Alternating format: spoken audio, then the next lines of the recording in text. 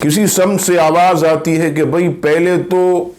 حضرت امیر معاویہ رضی اللہ تعالیٰ عنہ کا اتنا ذکر نہیں ہوتا تھا، نہ عرس منایا جاتا تھا، نہ ان کی یاد منائی جاتی تھی، نہ ایام منائے جاتے تھے، اب جو ہے اتنا کیوں بڑھا دیا؟ معاذ اللہ حضرت علی رضی اللہ تعالیٰ عنہ کے مقابل لے آئے۔ تو یاد رکھیے گا، الحمدللہ ہمارا عقیدہ اور نظریہ یہی ہے کہ حضرت علی رضی اللہ تعالیٰ عنہ کا مقام بلند و بالا ہے۔ ہم کبھی بھی جو ہے حضرت علی رضی اللہ تعالیٰ عنہ کے مقابلے میں جو ہے حضرت امیر معاویہ کو نہیں لائے۔ اور جہاں تک ان کے ایام منانے کی بات ہے، ان کے ذکر کو اتنا زیادہ کرنے کی بات ہے، تو میں آپ کو مثال دوں کہ جب کوئی ایسی ہستی کہ جس کی مخالفت بڑھ جاتی ہے اور وہ کسوٹی بن جائے اہل حق کی، تو پھر جو ہے اس چیز کو یعنی اس کی تعریف کو زیادہ سے زیادہ کرنے کا عزیزان گرامی یہ حکم ہے۔ میں آپ کو مثال دوں کہ آج سے 50-60 سال پہلے اذان سے قبل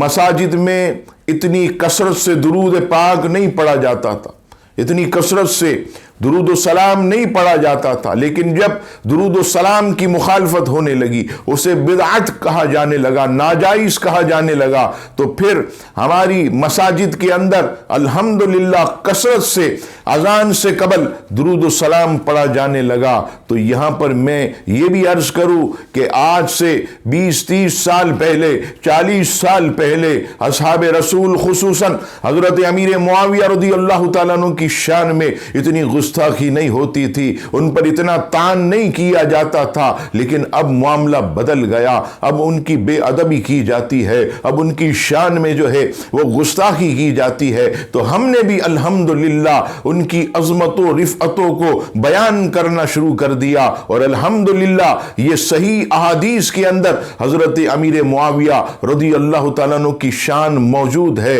اور میں پھر یہ کہوں گا کہ یہ شان بیان کرنے کا مقصد حضرت علی کے مقابل لانا نہیں ہے، حضرت علی رضی اللہ تعالیٰ عنہ اور ان کی برابری نہیں ہے۔ حضرت علی کی شان یہ ورا الورا ہے، لیکن اعلیٰ حضرت 14ویں صدی کے مجدد فتاوی رضویہ میں فرماتے ہیں کہ امیر معاویہ بھی ہمارے سردار ہیں، سردار ہیں، سردار ہیں۔